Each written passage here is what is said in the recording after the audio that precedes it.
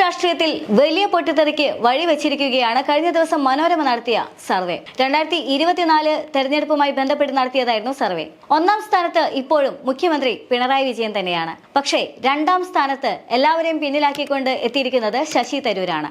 K Shailaja ടീച്ചർക്ക് പോലും മൂന്നാം സ്ഥാനത്തേക്കാണ്. പക്ഷേ ശശി തരൂർ 14.45% ജനപിന്തുണ നേടിക്കൊണ്ടാണ് മുന്നിലെത്തിയിരിക്കുന്നത്.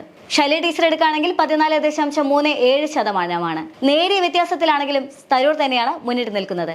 പക്ഷേ കേരളത്തിന്റെ പ്രതിപക്ഷ നേതാവ് VD സതീശന്റെ ജനപിന്തുണ എന്ന് പറയുന്നത് 8%. 8.75%. അതായത് കേരളത്തിന്റെ പ്രതിപക്ഷ നേതാവ് VD സതീശനും ശശി തരൂരും തമ്മിലുള്ള അന്തരം എന്ന് പറയുന്നത് വളരെ വലിയ അന്തരം തന്നെയാണ് എന്നുള്ളതാണ്. ഈ അന്തരമാണ് ഇപ്പോൾ കോൺഗ്രസ് രാഷ്ട്രീയത്തിൽ ചർച്ചയാകുന്നത്. കഴിഞ്ഞ ദിവസം ശശി തരൂർ തന്നെ തന്റെ എക്സ് പേജിൽ പോസ്റ്റ് പങ്കുവച്ചിരുന്നു. അതിൽ പറയുന്നത് ശക്തരായ നേതാക്കൾക്കെല്ലാം തന്നോട് ഏറ്റുമുട്ടാൻ സ്വാഗതമെന്നാണ്. നിർമ്മല സീതാരാമനെയും രാജീവ് ചന്ദ്രശേഖരനെയും അദ്ദേഹം നേരിട്ട് വെല്ലുവിളിക്കുന്നു പോലുമുണ്ട്. അതേസമയം തന്നെ രാജ്മോഹൻ ഉണ്ണിത്താൻ പറയുന്നത് CPM വേണമെങ്കിൽ നേരിട്ട് സീതാറാം യെച്ചൂരിയെ കളത്തിലിറക്കിക്കോളൂ എന്നാണ്. ഏറ്റുമുട്ടാൻ കോൺഗ്രസ് തയ്യാറാണ് എന്നാണ്. അത്തരത്തിൽ വലിയ ചർച്ചകളിലേക്കാണ് നീങ്ങുന്നത്. അതേസമയം തന്നെ MV ജയരാജൻ പറയുന്നുണ്ട് കേരളത്തിൽ ഇപ്പോഴും UDF-നല്ല സ്ഥാനം LDF-ന് തന്നെ ആണ് എന്നുള്ളതാണ്. പക്ഷേ CPM-ഉം കോൺഗ്രസും ചർച്ചകൾ മാറ്റി നിർത്തി കോൺഗ്രസിന്റെ ഉള്ളിലെ ചർച്ചകളിലേക്ക് കടന്നു കഴിഞ്ഞാൽ വലിയ രീതിയിലുള്ള പൊട്ടിത്തെറികളാണ് ഇപ്പോൾ കോൺഗ്രസിന് അകത്ത് സംഭവിച്ചുകൊണ്ടിരിക്കുന്നത്. കാരണം VD സതീശൻ എന്ന് പറയുന്ന വ്യക്തി തീർത്തും നേരിയ ശതമാനം അല്ലെങ്കിൽ നേരിയ വോട്ടോട് കൂടി മാത്രമാണ് കളത്തിലുള്ളത് എന്ന് പറയാം. അതേസമയം തന്നെ പ്രബലരായിട്ടുള്ള മറ്റ് നേതാക്കളെല്ലാം തന്നെ അല്ലെങ്കിൽ കോൺഗ്രസിന്റെ മുഖച്ഛായയിലുള്ള അല്ലെങ്കിൽ കോൺഗ്രസിന്റെ മുഖമങ്ങളായിട്ടുള്ള മറ്റ് നേതാക്കളെല്ലാം തന്നെ ഈ കളത്തിലില്ല എന്ന് വേണം പറയാനായിട്ട്. രമേശ് ചെന്നിത്തലയുടെ പേര് ഒരിക്കലും പ്രതിപാദിക്കുന്നില്ല. K സുധാകരൻ പോലും ഒരിക്കലുമില്ല. അതായത് മനസ്സിലാക്കേണ്ടത് കേരളത്തിലെ 52% ആളുകൾ ശശി തരൂരിൽ മാത്രമാണ് തൃപ്തിപ്പെടുന്നത് എന്നുള്ളതാണ്. 2009 തെരഞ്ഞെടുപ്പിൽ വൻപിച്ച ഭൂരിപക്ഷത്തോടെയായിരുന്നു ശശി തരൂർ ജയിച്ചത്.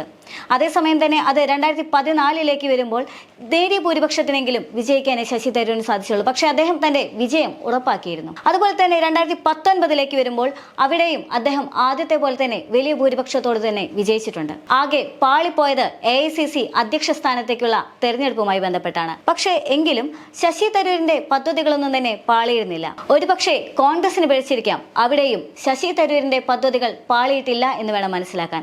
കാരണം അവിടെ നിന്നുമാണ് ശശി തരൂർ എന്ന് പറയുന്ന വ്യക്തിക്ക് കേരളത്തിൽ ഇത്രയധികം മൈലേജ് ലഭിച്ചിട്ടുള്ളത്. AICC അധ്യക്ഷ സ്ഥാനത്തേക്കുള്ള തെരഞ്ഞെടുപ്പുമായി ബന്ധപ്പെട്ട് വലിയ കോളിളക്കം തന്നെയായിരുന്നു കേരളത്തിൽ അരങ്ങേറിയിട്ടുണ്ടായിരുന്നത്. അന്ന് മല്ലികാർജ്ജുൻ ഖാർഗെക്ക് എതിരാളിയായി ശശി തരൂർ നിന്നപ്പോൾ സ്വന്തം നാടായ കേരളത്തിൽ നിന്ന് പോലും കോൺഗ്രസുകാർ പിന്തിരിഞ്ഞു നടന്നു. ശശി തരൂർ പങ്കെടുക്കുന്ന പരിപാടിയിൽ നിന്ന് ആദ്യം ഇറങ്ങിപ്പോക്ക് നടത്തിയത് യൂത്ത് കോൺഗ്രസ് ആയിരുന്നു. സംഘാടക സമിതിയിൽ നിന്നും പിന്മാറിക്കൊണ്ടായിരുന്നു യൂത്ത് കോൺഗ്രസ് തങ്ങളുടെ പ്രതിഷേധം അറിയിച്ചത്. അതിനുശേഷം പിന്നീട് എല്ലാ പരിപാടികളിലും കോൺഗ്രസ് തങ്ങളുടെ പ്രതിഷേധം രൂക്ഷമായി തന്നെ അറിയിച്ചു. പലപ്പോഴും ചോദ്യങ്ങൾ ചോദിച്ചപ്പോൾ ആഴക്കുഴമ്പൻ മറുപടിയായിരുന്നു കേരളത്തിന്റെ പ്രതിപക്ഷ നേതാവായ VD സതീശന്റെ ഭാഗത്തു നിന്നും ഉണ്ടായത്. എന്നാൽ ആ സമയങ്ങളിൽ അല്ലെങ്കിൽ അപ്പോഴെല്ലാം തന്നെ K മുരളീധരനും MK രാഘവനും എല്ലാം തന്നെ ശശി തരൂരിനെ സപ്പോർട്ട് ചെയ്തുകൊണ്ട് രംഗത്തുണ്ടായിരുന്നു എന്നുള്ളതാണ്. കാരണം മലബാർ രാഷ്ട്രീയമോ അല്ലെങ്കിൽ മുസ്ലിം ലീഗ് പൊളിറ്റിക്സോ എന്നും ശശി തരൂരിന്റെ കൂടെയായിരുന്നു എന്നതാണ് അതിന് പ്രധാന കാരണം. കാരണം ന്യൂനപക്ഷങ്ങൾക്ക് ആത്മവിശ്വാസം നൽകാനായി ഏതെങ്കിലും കോൺഗ്രസ് നേതാവിന് സാധിക്കുമെങ്കിൽ അത് ശശി തരൂരിനാണ് എന്നുള്ളൊരു വിശ്വാസം അവിടുത്തുകാർക്കുണ്ട്. അതുകൊണ്ട് തന്നെ അങ്ങ് മലബാർ ഏരിയയിലെല്ലാം തന്നെ ശശി തരൂരിന് വലിയ പിന്തുണയാണ്. അത് MK രാഘവൻ MP-യും K മുരളീധരൻ MP-യും ശരിവെക്കുന്നുമുണ്ട്.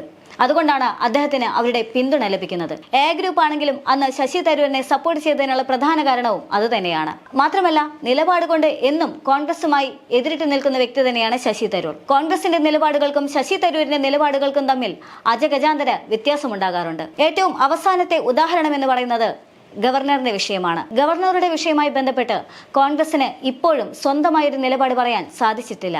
പേടിയാണ് കോൺഗ്രസിന് ആരുടെ കൂടെ നിൽക്കുമെന്നുള്ളത്. CPM-ന്റെ കൂടെ നിൽക്കണോ ഗവർണറുടെ കൂടെ നിൽക്കണോ എന്നുള്ള പേടിയാണ്. CPM-ന്റെ കൂടെ നിന്ന് കഴിഞ്ഞാൽ അത് കോൺഗ്രസിന് വലിയ രീതിയിലുള്ള ക്ഷീണം ചെയ്യുമെന്ന് കോൺഗ്രസിന് തന്നെ അറിയാം. അതേസമയം തന്നെ ഗവർണറുടെ കൂടെ നിന്ന് കഴിഞ്ഞാൽ അത് ദേശീയ രാഷ്ട്രീയത്തിൽ പോലും തങ്ങളെ വലിയ രീതിയിൽ തന്നെ സ്വാധീനിക്കുമെന്നും കോൺഗ്രസിനറിയാം. അതുകൊണ്ട് സ്വന്തം നിലപാട് പറയാൻ പേടിച്ചു നിൽക്കുന്ന സാഹചര്യത്തിലാണ് ശശി തരൂർ തന്റെ സ്വന്തം നിലപാട് വെട്ടിത്തുറന്ന് പറയുന്നത്. SFI പ്രവർത്തകർ ചെയ്തത് തെറ്റാണ് എന്ന് അല്ലെങ്കിൽ മോശം കാര്യമാണ് എന്ന് അദ്ദേഹം വെട്ടിത്തുറന്ന് തന്നെ പറഞ്ഞു.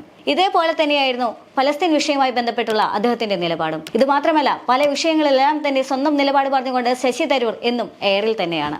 അന്നും കോൺഗ്രസുകാരുടെയോ അല്ലെങ്കിൽ സഹപ്രവർത്തകരുടെയോ യാതൊരു പിന്തുണയും അദ്ദേഹത്തിന് ലഭിച്ചിട്ടില്ല. നടന്നതും പ്രവർത്തിച്ചതും എല്ലാം ഒറ്റയ്ക്ക് തന്നെയാണ്. AICC തെരഞ്ഞെടുപ്പിന്റെ സമയത്ത് അദ്ദേഹത്തിന് കോൺഗ്രസിൽ നിന്ന് വിലക്ക് പോലും ഉണ്ടായിരുന്നു. ഇങ്ങ് കേരളത്തിൽ അദ്ദേഹത്തിനെതിരെ വലിയ പ്രതിഷേധങ്ങൾ നടക്കുമ്പോൾ പോലും അദ്ദേഹത്തിന് വലിയ ആത്മവിശ്വാസം ഉണ്ടായിരുന്നു. കാരണം അതിനുശേഷം ശശി തരൂരിന്റെ മൈലേജ് കൂടിയെന്ന് വേണം പറയാനായിട്ട്. അതുകൊണ്ടാണ് ഇന്ന് മനോരമയുടെ ഈ സർവേയുടെ റിപ്പോർട്ട് പുറത്തു വരുമ്പോൾ അദ്ദേഹത്തിന് 2ാം സ്ഥാനം ലഭിക്കുന്നത്. വിശ്വപൗരൻ എന്നുള്ള കോൺസെപ്റ്റിലേക്ക് അപ്പുറം ശശി തരൂർ എന്ന് പറയുന്ന വ്യക്തി അവശേഷിപ്പിക്കുന്ന ചില വ്യക്തി പ്രഭാവങ്ങളുണ്ട്, ചില അഭിപ്രായങ്ങളുണ്ട്, സ്വന്തം നിരീക്ഷണങ്ങളുമുണ്ട്. ഒരുപക്ഷെ ശശി തരൂരിന്റെ ഇത്തരത്തിലുള്ള സ്വന്തം നിരീക്ഷണങ്ങളും ഇത്തരം അഭിപ്രായങ്ങളും തന്നെയാകാം ജനങ്ങൾക്ക് ഇഷ്ടപ്പെടാനുള്ള കാരണവും. അടുത്തത് 2024 ലോക്സഭാ തെരഞ്ഞെടുപ്പിൽ UDF വിജയിച്ചാൽ ആരാകും മുഖ്യമന്ത്രി എന്നുള്ള ചോദ്യം കുറച്ച് നാളുകളായി ചർച്ച ചെയ്യപ്പെടുന്നുണ്ട്. കോൺഗ്രസിൽ അത്തരത്തിൽ യോഗ്യതയുള്ള ആരാണ് ഉള്ളത് എന്നുള്ളത്. ആദ്യം തന്നെ കേരളത്തിന്റെ ഇപ്പോഴത്തെ പ്രതിപക്ഷ നേതാവ് VD സതീശനെ എടുക്കാം. VD സതീശനെ മനോരമയുടെ സർവേ ഫലവുമായി ബന്ധപ്പെടുത്തി പരിശോധിക്കുകയാണെങ്കിൽ അദ്ദേഹത്തിന് കേരളത്തിലെ ഇപ്പോഴത്തെ രാഷ്ട്രീയ സാഹചര്യം പോലും വ്യക്തമായി മുതലെടുക്കാൻ സാധിച്ചിട്ടില്ല എന്ന് വേണം മനസ്സിലാക്കാൻ. കാരണം വലിയ തോതിലുള്ള ഭരണവിരുദ്ധ വികാരം ജനങ്ങൾക്കിടയിൽ ഉണ്ടായി എന്നാണ് നമ്മൾ മനസ്സിലാക്കിയിരുന്നത്. കേരളവുമായി ബന്ധപ്പെട്ടാണെങ്കിലും നവകേരള യാത്രയുമായി ബന്ധപ്പെട്ടാണെങ്കിലും അതിനു മുന്നാണെങ്കിലും പുതുപ്പള്ളി തെരഞ്ഞെടുപ്പുമായി ബന്ധപ്പെട്ട് പരിശോധിച്ചാൽ വലിയ രീതിയിലുള്ള ഭരണവിരുദ്ധ വികാരം LDFന് നേരെയുണ്ട് എന്നുള്ളതായിരുന്നു മനസ്സിലാക്കിയിരുന്നത്. പക്ഷേ ഇത്തരത്തിലുള്ള യാതൊരു മുതലെടുപ്പും കോൺഗ്രസിന് നടത്താനായിട്ട് സാധിച്ചിട്ടില്ല, അല്ലെങ്കിൽ ഒരു പ്രതിപക്ഷ നേതാവ് എന്ന നിലയിൽ VD സതീശന് നേടിയെടുക്കാനായിട്ട് സാധിച്ചിട്ടില്ല എന്ന് വേണം മനസ്സിലാക്കാനായിട്ട്. മറ്റൊരു കാര്യം കെ സുധാകരനാണ്. കെ സുധാകരൻ ഈ ഒരു തെരഞ്ഞെടുപ്പ് സർവേയുമായി ബന്ധപ്പെട്ട് പരിശോധിക്കുമ്പോൾ കെ സുധാകരൻ ആ ലിസ്റ്റിലേ ഇല്ല. എന്നാൽ KC വേണുഗോപാൽ അങ്ങനെയായിരുന്നില്ല.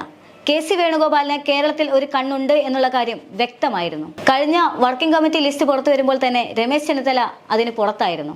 വലിയ തോതിലുള്ള വിവാദങ്ങൾ അന്നേ ഉണ്ടായിരുന്നു. പുതുപ്പള്ളി തെരഞ്ഞെടുപ്പിന് ശേഷം രമേശ് ചെന്നിത്തലയും K മുരളീധരനും എല്ലാം തന്നെ കോൺഗ്രസിൽ നിന്ന് വിട്ടുപോകും എന്നുള്ള അഭിപ്രായങ്ങളും വിമർശനങ്ങളും എല്ലാം തന്നെ വന്നതുമാണ്. ആ സമയത്തെല്ലാം തന്നെ KC വേണുഗോപാൽ എന്ന് പറയുന്ന പേര് അത് കേരള രാഷ്ട്രീയത്തിലേക്ക് ഇനി വരാൻ പോകുന്നു എന്നുള്ള സൂചനയും ലഭിച്ചതുമാണ്. KC വേണുഗോപാലിനെ സംബന്ധിച്ചിടത്തോളം മല്ലികാർജ്ജുൻ ഖാർഗെ AICCയുടെ അധ്യക്ഷ സ്ഥാനത്തേക്ക് എത്തിയതിനു ശേഷം KC വേണുഗോപാലിന്റെ അപ്രമാദിത്യം കുറഞ്ഞു എന്ന് വേണം പറയാനായിട്ട്. മാത്രമല്ല, രാജസ്ഥാനിലെ പ്രവർത്തനമെല്ലാം അവസാനിപ്പിച്ചുകൊണ്ട് അദ്ദേഹം കേരളത്തിലേക്ക് മടങ്ങാനിരിക്കുന്നു എന്നുള്ള സൂചനയും ലഭിച്ചിരുന്നു. അദ്ദേഹം അത്തരത്തിൽ കേരളത്തിലേക്ക് മടങ്ങുകയാണെങ്കിൽ തീർച്ചയായും അദ്ദേഹത്തിന് കേരളത്തിൽ ഒരു സ്ഥാനവും അദ്ദേഹം ഉറപ്പിച്ചിട്ടുണ്ടായിരിക്കും. അത് കോൺഗ്രസ് സമ്മതിച്ചാലും ഇല്ലെങ്കിലും KC വേണുഗോപാലിനെ സംബന്ധിച്ചിടത്തോളം KC വേണുഗോപാൽ അത്തരത്തിലൊരു സ്ഥാനം കണ്ടുകൊണ്ട് തന്നെയായിരിക്കും കേരളത്തിലേക്ക് മടങ്ങുക എന്നുള്ളതാണ്. അത്തരത്തിൽ അങ്ങനെ KC വേണുഗോപാൽ കേരളത്തിലേക്ക് മടങ്ങുകയാണെങ്കിൽ മുഖ്യമന്ത്രി സ്ഥാനത്തേക്ക് അദ്ദേഹത്തിന് ഒരു കണ്ണുണ്ടാകും എന്നുള്ള സൂചനകളും മുന്നേ പുറത്തു വന്നതാണ്. ആ KC വേണുഗോപാലിന്റെ മോഹത്തിനാണ് ഇപ്പോൾ ശശി തരൂരിന്റെ ഈ വോട്ടിംഗ് ശതമാനം അല്ലെങ്കിൽ ജനപിന്തുണ എന്ന് പറയുന്നത് വെല്ലുവിളിയായിരിക്കുന്നത്. ശശി തരൂർ ഇപ്പോൾ എത്തി നിൽക്കുന്നത് ഉമ്മൻചാണ്ടിയെ പോലെ നിഷ്പക്ഷ വോട്ടുകൾ ശേഖരിക്കാൻ കഴിയുന്ന ഒരു നേതാവ് എന്ന നിലയിലേക്കാണ്. അത് ശശി തരൂരിനെ സംബന്ധിച്ച് വലിയൊരു നേട്ടവും വിജയവും തന്നെയാണ്. ഒരുപക്ഷെ 2024 തെരഞ്ഞെടുപ്പ് ഇത്തരത്തിൽ ആണ് എങ്കിൽ ശശി തരൂരിന് വലിയ പിന്തുണ ലഭിക്കുകയാണെങ്കിൽ തീർച്ചയായിട്ടും ഒരുപക്ഷെ കേരളത്തിലെ മറ്റു കോൺഗ്രസ് നേതാക്കൾ പിന്തുണ നൽകിയില്ലെങ്കിലും K മുരളീധരനും MK രാഘവനും അതുപോലെ തന്നെ മുസ്ലിം ലീഗും A ഗ്രൂപ്പും എന്നും കൂടെ നിൽക്കും എന്നുള്ളൊരു പ്രതീക്ഷ ഉണ്ട്.